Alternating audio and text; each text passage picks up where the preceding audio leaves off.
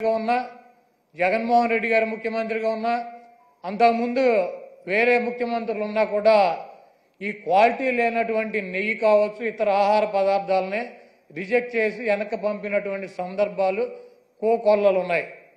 అదే విధానంగా చంద్రబాబు నాయుడు ముఖ్యమంత్రి అయిన తర్వాత 4వ తారీఖు జగన్మోహన్ రెడ్డి గారు జూన్ 4న ఆయన రాజీనామా చేశాడు ఈ రాష్ట్రానికి ముఖ్యమంత్రిగా. జూలై 17వ తారీఖు వరకు అనేక ఆహార తినుబండారాలు ఆహారాన్ని సరఫరా చేసేటువంటి టెండర్లో తీసుకున్నటువంటి కాంట్రాక్టర్లో నెయ్యి సప్లై చేశారు, ఆహార పదార్థాలు సప్లై చేశారు. వాటిల్లో చంద్రబాబు ముఖ్యమంత్రిగా ఉండగా 17వ తారీఖున వచ్చినటువంటి ఒక ట్యాంకర్లో వాళ్ళకి కావాల్సినటువంటి మెజర్మెంట్స్లో లేదు నెయ్యి, కాబట్టి మేము దీన్ని రిజెక్ట్ చేస్తున్నాం అని చెప్పి దాన్ని వెనక పంపడం జరిగింది. ఆ నెయ్యిని వాడల గతంలో కూడా రిజెక్ట్ చేసి 18 సార్లు పంపించే ఎటువంటి నెయ్యిలు వస్తాయి. ఎప్పుడూ కూడా క్వాలిటీ లేనటువంటి నెయ్యి కానీ నూనె కానీ ఎటువంటి ఆహార పదార్థాలు తిరుమల తిరుపతి దేవస్థానంలో వాడినటువంటి పరిస్థితి లేదు. 17వ తారీఖున జూలై 17వ తారీఖున ఏం ఫస్ట్ టైం కాదు రిజెక్ట్ అవటం, కొన్ని వందల సార్లు రిజెక్ట్ అయినాయి అదే తిరుమల తిరుపతి దేవస్థానంలో. దానిని చంద్రబాబు నాయుడు రాజకీయ లబ్ధి కోసం జంతువుల కొవ్వు కలిసింది, ఆ కొవ్వుతో లడ్డూలు తయారు చేశారు, వాటిని ప్రసాదాలుగా భక్తులకు ఇచ్చారు. ఈ దేశంలో ఉన్నటువంటి వెంకటేశ్వర స్వామి భక్తులు తిరుపతి వెళ్ళినాళ్ళు లేకపోతే ఎవరైనా నాబోటాళ్ళు వెళ్ళి లడ్డు తీసుకొచ్చి 10 మందికి పంచి పెడతారు. వీళ్ళంతా కూడా అపవిత్రమైనటువంటి ప్రసాదాన్ని తీసుకున్నారు. కాబట్టి జగన్మోహన్ రెడ్డిని శిక్షించాలి అని చెప్పి చంద్రబాబు నాయుడు రాజకీయ ప్రయోజనాలు ఆశించి సొంత మామనే రాజకీయాల కోసం పదవి కోసం పార్టీ కోసం దిగజార్చి ఆయన మీద ఏ రకమైతే నిందలేసి ఆ పార్టీని తీసుకున్నాడో రాజకీయ లబ్ధి కోసం, అదేవిధంగా జగన్మోహన్ రెడ్డి గారు ఇబ్బంది పెట్టాలి రాజకీయంగా అని చెప్పి ప్రత్యక్షంగా కలియుగ దైవమైనటువంటి వెంకటేశ్వర స్వామినే ఆయన ప్రసాదాన్నే రాజకీయాల్లోకి లాక్కొచ్చేసినటువంటి దుర్మార్గమైనటువంటి వ్యక్తి చంద్రబాబు నాయుడు. ఈరోజు ఇటువంటి దుర్మార్గం చేసి ఆలయ ప్రతిష్టని వెంకటేశ్వర స్వామి విశిష్టతని దెబ్బతీసినటువంటి ఈ చంద్రబాబు నాయుడు గారికి బుద్ధి రావాలని చెప్పి దీనిలో ఎటువంటి తప్పు జరగలేదన్నది ప్రజలకి తెలవాలని చెప్పి 1కి 10 సార్లు చెబుతున్నాం.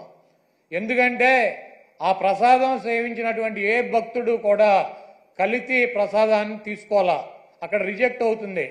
మొన్న వచ్చినటువంటి వెహికల్ కూడా ఆయన ముఖ్యమంత్రిగా ఉండగా వచ్చినటువంటి వెహికల్ కూడా రిజెక్ట్ అయ్యి వెనక్కి వెళ్ళింది, అది వాడల.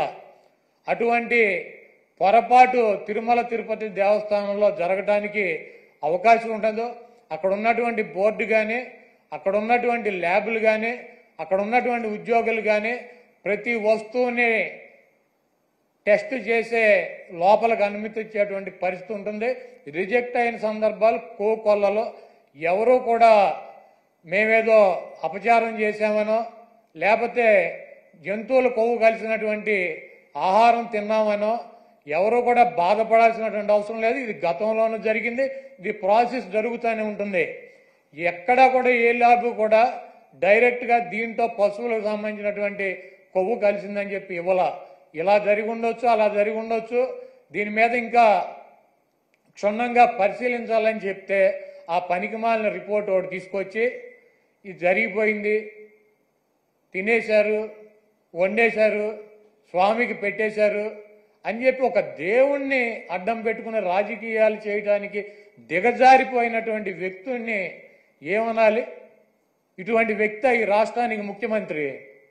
అంత ప్రతిష్ట కలిగినటువంటి గుడిని, అన్ని మహిమలు కలిగినటువంటి ఆ స్వామిని రాజకీయాల కోసం ఎవడన్నా అన్నం తినేవాడు బజారు లాగుతాడా? చంద్రబాబు నాయుడు భక్తుడా? నాకు 50 సంవత్సరాలు 40 సార్లు నేను తిరుపతి వెళ్ళా, 20 సార్లు గుండు కొట్టించుకున్నా, 15 సార్లు కింద నుంచి నడిచి వెళ్ళా, ప్రతి సంవత్సరం వెళ్తా. చంద్రబాబు నాయుడు ఎన్నిసార్లు గుండు కొట్టించుకున్నాడు అక్కడికి వెళ్ళి? వెంకటేశ్వర స్వామికి ఇష్టమైనది ఏంటి? భక్తులు మహిళలు కూడా వెళ్ళి గుండు చేయించుకుంటారు. మహిళలు కూడా వెళ్ళి గుండు చేయించుకుంటారు. ఈయన ఎన్నిసార్లు చేయించుకున్నాడు? ఈయన వెంకటేశ్వర స్వామి భక్తుడా? రాజకీయాలకు వెంకటేశ్వర స్వామి వాడుకుంటాడు. జగన్మోహన్ రెడ్డి గారిని రాజకీయంగా దెబ్బ కొట్టాలంటే నువ్వు డైరెక్ట్ రా, ఆయన సిద్ధంగా ఉన్నాడు. వెంకటేశ్వర స్వామిని, మతాలని, కులాలని విచ్ఛిన్నం చేసి ఇది పెద్ద కుట్రగా మేము భావిస్తున్నాము. దీని మీద ఎటువంటి ఎంక్వైరీ అయినా సిద్ధంగా ఉన్నామని చెప్పి జగన్మోహన్ రెడ్డి గారు సుప్రీంకోర్టు న్యాయమూర్తికి, ప్రధాన న్యాయమూర్తికి లేఖ రాశారు. అదేవిధంగా ప్రధానమంత్రికి లెటర్ రాశారు. మీరు ఎటువంటి విచారణ జరిపినా వైఎస్ఆర్ కాంగ్రెస్ పార్టీ మేము సిద్ధంగా ఉన్నామని చెప్తే సిట్ అని చెప్పి ఈయన సిట్ అంటే కూర్చున్నవాడు, స్టాండ్ అంటే నుంచున్నవాడు ఒక ఆఫీసర్ని వేశాడు. ఏం రాస్తాడు? లోకేష్ దగ్గరికి, ఈయన దగ్గరికి వెళ్ళి ఏం రాయమంటారు సార్ అని చెప్పి అడిగి రాస్తారా సిట్ రిపోర్టు? మీకు దమ్ముంటే సుప్రీంకోర్టు ప్రధాన న్యాయమూర్తితో విచారణ జరిపించండి, లేకపోతే సిబిఐతో విచారణ జరిపించండి. ఏమీ లేవు. సిట్ అంటే కూర్చునేవాడు. ఈయన కూర్చోమంటే కూర్చునే సిట్ అనే ఒక పోలీస్ ఆఫీసర్ని వేసి విచారణ జరిపిస్తాడంట. ఇంకా పైన చెబుతాడు మక్కిలు ఇరక్కొడతా. ఎవడ మక్కిలు ఇరక్కొడతాడు? కాకినాడ ఎమ్మెల్యే ఒక ఎస్సీ ఒక కాలేజీ ప్రొఫెసర్ని మక్కిలు ఇరక్కొట్టాడు. నువ్వేం చేసావు? ఎమ్మెల్యే మక్కిలు ఇరక్కొట్టావా? వెస్ట్ గోదావరి జిల్లాలో ఈ రాజ్యాంగాన్ని రచించినటువంటి డాక్టర్ బిఆర్ అంబేద్కర్ గారి పటాన్ని చించి అవతల పారేశాడు. అక్కడ దళితులు ఆందోళన చేస్తున్నారు 2 చోట్ల కూడా. నువ్వేం చేసావు? పని 2 ఎమ్మెల్యేలు మక్కిలు ఎరకొట్టావా? ఈ రాష్ట్రంలో నీ పార్టీ కార్యకర్తలు, నాయకులు బరి తెగించి రోడ్ల మీద వైఎస్ఆర్ కాంగ్రెస్ పార్టీ కార్యకర్తలను చంపుతున్నారు, నాయకులను చంపుతున్నారు. వీళ్ళ మక్కిలు ఎరకొట్టావా? వాళ్ళ మీద కనీసం కేసులు పెట్టగలిగావా? నువ్వు నీ పార్టీ వాళ్ళ మక్కిలు ఎరకొట్టలేవు, నువ్వు వచ్చి అవతల వాళ్ళ మక్కిలు ఎరకొడతా. ఇవన్నీ పోసుకోవాలి కబుర్లు ఎందుకు? నీకు దమ్ముంటే నీ పార్టీలో జరుగుతున్నటువంటి అక్రమాలు, నీ పార్టీ ఎమ్మెల్యేలు, నీ పార్టీ కేడర్ చేస్తున్నటువంటి దుర్మార్గాలనే అరికట్టు, వాళ్ళ మీద చర్యలు తీసుకో. నువ్వు ఇవన్నీ చేయకుండా నొట్సలతోనే ఒకటి చెబుతావు, నోటితోనేమో ఒకటి చెబుతావు. ఇక 24 గంటల దేవుడైనా రాజకీయమే, మావైనా రాజకీయమే, ఏదైనా రాజకీయమైనా మన బతుకు.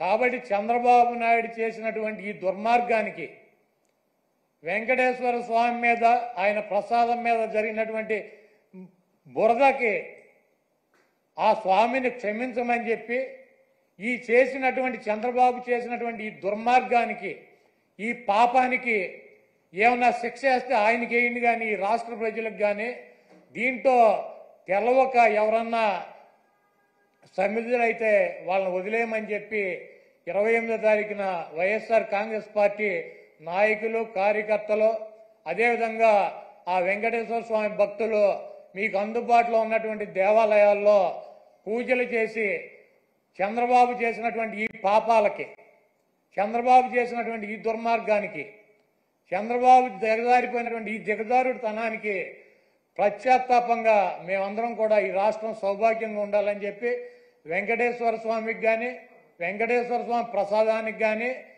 ఎవరూ కూడా హాని చేయలేరు.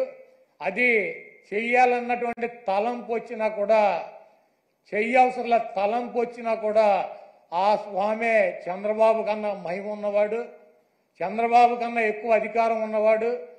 చంద్రబాబు లాంటి 1,00,000 మంది చంద్రబాబులను కూడా వెంకటేశ్వర స్వామిని కన్నెత్తి కూడా చూడలేనటువంటి శక్తి సామర్థ్యాలు ఉన్న ఆయన తప్పు ఈ కార్యక్రమంలో ఆయన పేరు అడ్డం పెట్టుకుని ఎవరైతే ఈ దుర్మార్గానికి పాల్పడ్డారో ఆ దేవుడే, ఆ వెంకటేశ్వర స్వామి ఆ వ్యక్తి మక్కిలెరకొట్టి ఒక మూల కూర్చోబెట్టే పరిస్థితి త్వరలోనే మనం అందరం చూస్తాం.